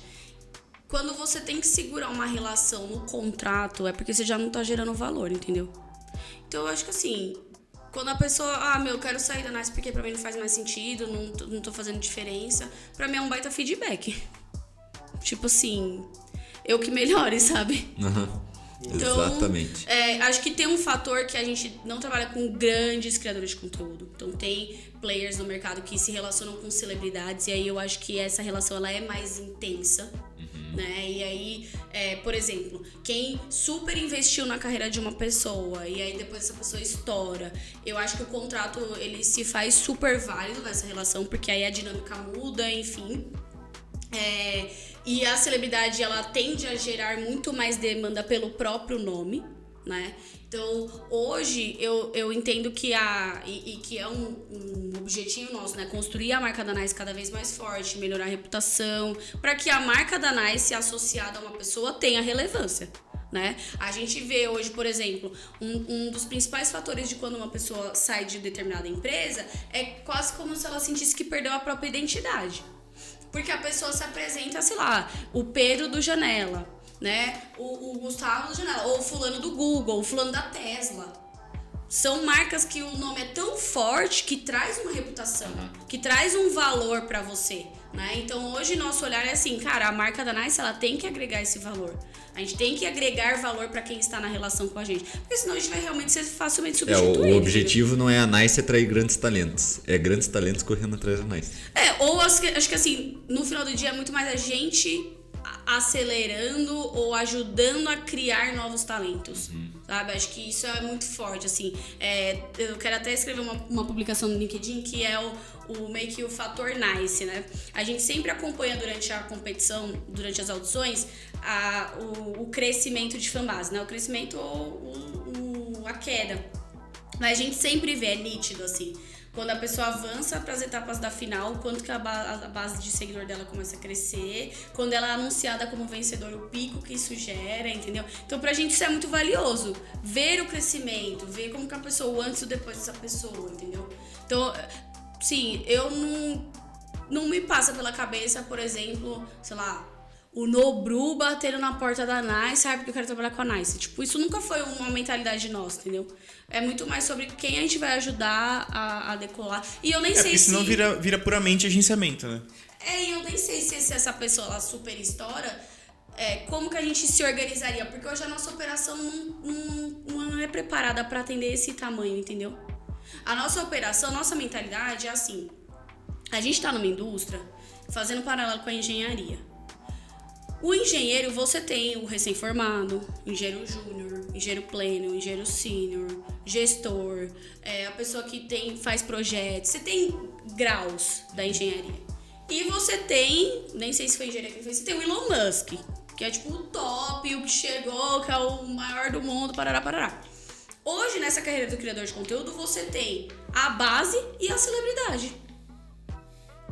O nosso objetivo enquanto Nice é esticar esse meio. Não necessariamente todo mundo que tá aqui tem que se tornar a próxima celebridade, o próximo milionário, bilionário, super famoso. O nosso objetivo hoje é que a pessoa consiga fazer o que ela gosta, ser remunerada por isso, conseguir de fato viver disso, porque o criador de conteúdo hoje no Brasil ele sobrevive muito mais do que vive, e ter dignidade como uma profissão, entendeu? A gente tem esse olhar de influencer, de criador de conteúdo, como uma herança do ser célebre, do ser famoso, e é uma vertical. A gente quer muito trazer isso para uma profissão. Você trabalha com isso, não necessariamente você é a pessoa mais famosa do mundo naquilo que você faz, entendeu? Você trabalha, você recebe, você tem previsão de quando você vai receber de novo, você consegue organizar quem são seus clientes, enfim, mais por esse olhar. Tem uma média, assim, de tipo, por exemplo, né, porque eu sei que não deve ter, mas eu vou perguntar. Só as perguntinhas eu faço. Porque eu sei que, assim, por exemplo, tem gente que tem 1 milhão, 10 milhões e não consegue fazer dinheiro. Existem influenciadores que têm muito número e não fazem dinheiro. Ao mesmo tempo que tem influenciadores com pouco número que fazem dinheiro. Tem uma média de tipo assim, putz, a partir de tanto a pessoa, se ela tiver um conhecimento ou se ela tiver acesso, ela consegue fazer? Então, eu acho que pra te responder isso, tem duas formas, tá? Como que um criador de conteúdo hoje ele pode fazer dinheiro? Ele pode fazer dinheiro sendo uma ponta de mídia, ou seja, eu tenho uma base de pessoas que me seguem, e aí no Brasil, quando a gente vai fazer pesquisa sobre isso, é considerado a faixa de 5 mil pra cima, que entra ali como um nano-influencer. E tem a pessoa que ela cria conteúdo, que é como se fosse a nova versão do videomaker. Só que ela é uma pessoa que ela sabe de roteiro, ela sabe um pouco ali de produção audiovisual, sabe de edição, né? Entrega o material final. E aí não necessariamente ela vai postar no perfil dela. Ela pode só entregar aquele material final pra marca postar no perfil da marca, ou pra marca fazer o que quiser com aquele vídeo, né? Então hoje a gente tem esses dois segmentos do criador de conteúdo. E a gente tá tendo esse novo aí, que é o criador de conteúdo atuando na peça, que é o anúncio, né? Então, necessariamente, ele atua, é quase que ele fosse o novo modelo, né?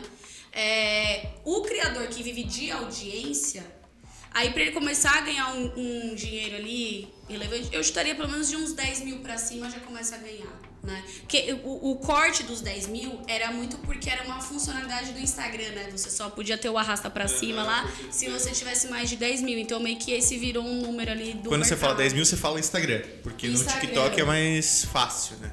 Então, isso é até uma coisa que a gente percebe. Pelo fato do TikTok ser um pouco mais fácil, aí os números mudam, entendeu? O 10 mil do Instagram é como se fosse os 50 mil do TikTok. Tá, então falta 12 mil aí pra eu... Você começar. Já Pra tive você os ser publi, alguém. já tive Pra os você ser publi, alguém. pô, já entrou uns publizinhos aí. Aí, ó, tá vendo?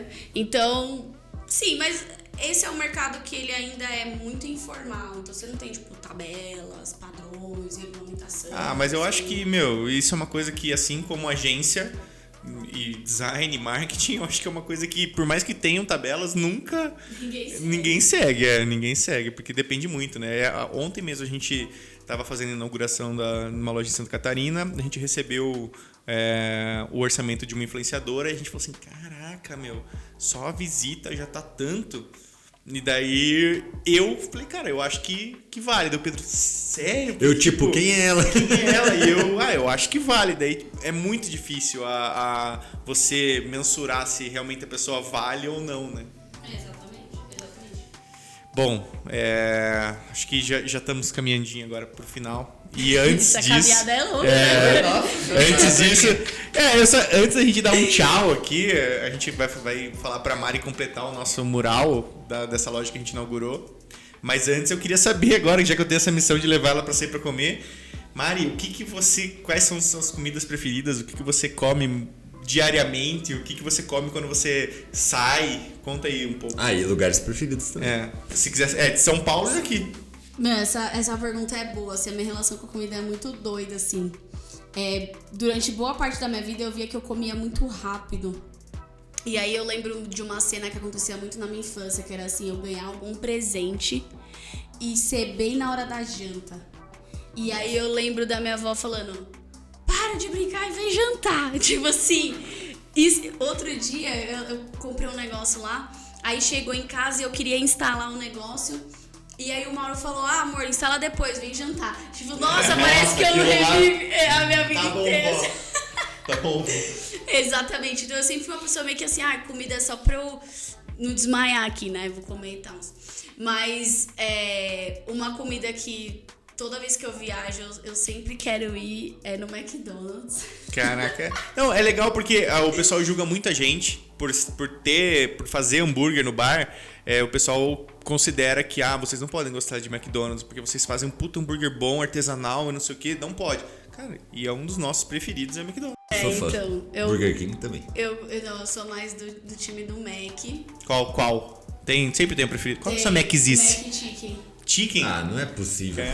Big Mac, eu peço Big Big Mac. Mac. É que eu sempre peço o combo dos campeões, eu acho que é o nome, que você escolhe 2 burger e uma fritas e um refri. Eu sempre peço cheddar com o chicken.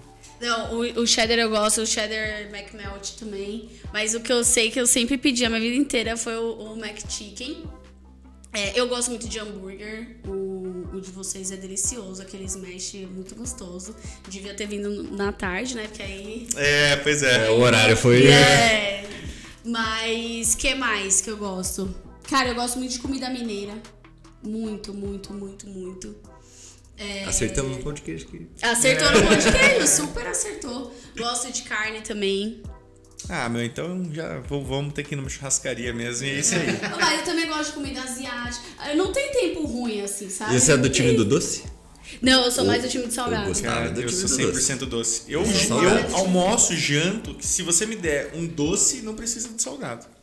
Não, uma coisa que eu descobri até, foi aniversário da minha mãe, levei pra ela. Lá onde eu moro tem um bolo de pão de mel. Nossa, gente, é estúpido esse bolo. Muito bom, muito bom. Mas eu sou mais do time de salgado. Eu amo batata frita. Assim, você vê que eu sou bem junk fitness, junk né? food total. Eu sou muito fitness. Meu, tal. aproveita que você tá por aqui, a gente tá com o FBC, que é o nosso CBO artesanal. Não sei se você gosta de hambúrguer de frango, mas... Meu Deus, Vacilei nessa. O chicken me prejudicou. Mas então, o CBO, a gente fez a nossa versão, que é o FBC, que em vez de chicken bacon onion é frango bacon cebola.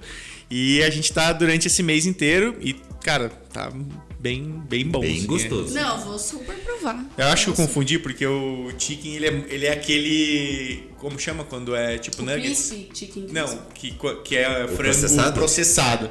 E eu associei o nosso de frango ao tipo os KFCzão mesmo, porque é uma sobrecoxa inteira.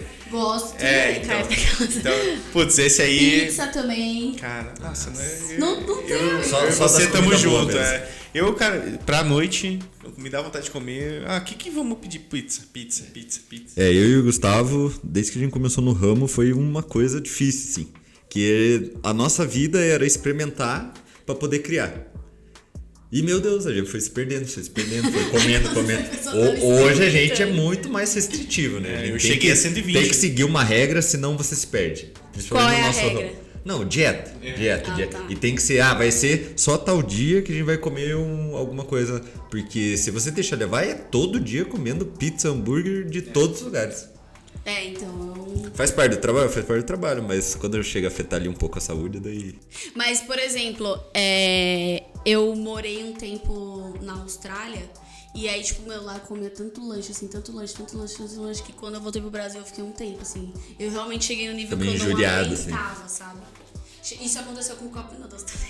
Nossa, Teve uma época da minha vida que não eu curto. comia Ainda tanto. bem que eu não curto Cup Noodles, miojo, eu não Não, curto. às vezes eu fico pensando, gente, quando eu tiver um filho, o que eu vou dar de comer pra Cara. Vamos comer Mac hoje? Aí no dia seguinte, vamos comer Mac hoje? Vamos comer Mac. Não, olha só. Eu tenho uma surpresa aqui hoje. Com o meu primeiro namorado, a comemoração do pedido de casamento foi no McDonald's. Caraca. Você vê, sim. O Mac realmente faz parte da sua trajetória. Faz parte, não, eu gosto. Pra mim é sei lá, tem poucas coisas que você vê meio que no mundo inteiro, né? Sim. E é legal quando você tá em um lugar que é completamente diferente e você encontra alguma coisa em comum, exatamente. Daqui uns 3, 4, 5 anos é o Janela no mundo inteiro. Com certeza. Gente, vamos encerrar agora. Não sei, Mari, você quer deixar alguma mensagem, alguma coisa? Uma frase legada. Alguma frase, assim, aquele negócio, putz, essa frase me marca, ou eu preciso falar essa frase. Ou que seja... Busquem que seja um game changer para as pessoas. Putz, gente... O Pedro, vou dar um exemplo pra você. A gente foi dar uma palestra na semana passada e quando falaram isso pro Pedro, o Pedro olhou pra uma plateia de um monte de estudante na faculdade e falou assim: chega em casa, olhe pro espelho e pergunte se você é um desperdício. É entender assim, se a pessoa olha pra ela mesma e tá tipo, será que eu tô fazendo alguma coisa da vida ou simplesmente tô vivendo sem função nenhuma? Tô sendo um desperdício. Que acho que cada um tem aquilo lá, de saber o que vai fazer. Sim. E a prática te ensina. Não é só, vou estudar pós, MBA, não sei o que, isso daí não vai te dar. Talvez dê, mas não vai. Mas a prática ensina muito. E às vezes a pessoa ela tá vivendo tão, tipo, só levando, assim, meio que na preguiça, na marola, e que ela acaba sendo um desperdício pra ela mesma. Então, porque cada um tem o seu potencial. Só que às vezes a auto-preguiça ali tira isso dela. E ela acaba sendo um desperdício dela mesma. Então por isso que eu perguntei. É o Tony Robbins brasileiro. Foi bom. Depois ele fez exercício de gritar. Será que você não se sente um desperdício? Tipo, pô, minha vidinha tá tão normal. Assim, mas bateu na galera, bateu. No final o pessoal veio perguntar assim no paralelo, tipo assim, na minha idade você tinha essa pressão de saber o que vai fazer e não sei o que. Então o pessoal saiu de lá pensando. O objetivo dele foi concluído. E agora a gente quer saber, Mari, qual é a sua mensagem? Nossa, eu tenho no meu Instagram Vraldia, né? Que são essas frases que eu acho que elas dão um choque, assim. E eu postei uma recentemente, tô lendo o livro da Viola Davis, que é uma atriz, escritora, enfim, que eu gosto muito. E aí uma frase que me chamou a atenção no livro é o sucesso não é nada comparado à cura. E eu achei muito forte, assim, né? Quantas vezes a gente busca algo quando, na verdade, a gente só quer ser curado, né? De traumas, de feridas e tal. Então, pra manter a mesma régua, né? Eu vou mandar essa. É bem reflexivo. A gente leva pra casa, fica pensando. Então. Qual que é o arroba, Mari? @Marigalindo. E eu sempre faço esse disclaimer, né? Às vezes eu vou dar em palestra e tal. Acabo de falar de um assunto que é profissional e tal. Eu falo, gente, no meu Instagram eu sou uma pessoa completamente diferente. Eu sou tipo. É engraçado mesmo, zoeira, é engraçado. É piada, é Tinder da Mari, LinkedIn da Mari. Porque às vezes a pessoa te segue achando que, será que ela continua falando sobre esse tema lá? Então, pra quem gosta de ver os temas que eu falo mais de profissional, é no LinkedIn. E aí no Instagram é a farofada. E TikTok você só faz os outros postarem. Não, Você... o TikTok eu tenho umas contas espalhadas lá que eu fico fazendo os testes, né? O dia que eu viralizar aí eu mudo a foto aí do avisa. perfil. Bom, Mari, muito obrigado. Cara, acho que foi um papo muito massa. Foi a primeira aqui do Come Bebe Fala, então super marcante com seus problemas técnicos aqui de filmagem também, mas vai dar tudo certo no final. E, pô, brigadão. Obrigada, foi um prazer. Agora eu vou ficar pensando onde eu vou levar você hoje. Não, eu adorei participar. Obrigada, o estúdio aqui tá lindo. Foi super gostoso bater esse papo com vocês. Obrigada aqui pela bebida, pela comida. Cumpriram aí com o nome do podcast. E super feliz de estar estreando aqui. Só queria deixar um pedido, se em algum momento da vida vocês forem trazer a Márcia Sensitiva, me tragam também para ser co-host. Coloquei como objetivo dos próximos anos Já conhecer botamos como meta, então. a Márcia Sensitiva. Tem, Voa, cara, voa! Tem uma listinha lá de pessoas, a gente vai adicionar ela e já adicionar você pra entrevistar. A gente até sai, deixa você entrevistando. Não, perfeito, combinado. Obrigada, viu? Alguma mensagem, Pedro? Não, acho que as mensagens fortes já foram transmitidas aqui. Cara, então eu acho que a gente vai convidar a Mari pra adesivar o nosso quadrinho, nosso janelômetro aqui, com essa unidade que a gente inaugurou ontem em Itajaí. Eu vou pegar a câmera ali, mas aqui tá só a janelinha pra você adesivar e o seu imã pra você marcar estado. Santa Catarina ali. Chique. E é isso, pessoal. Muito obrigado e Até a próxima. até a próxima.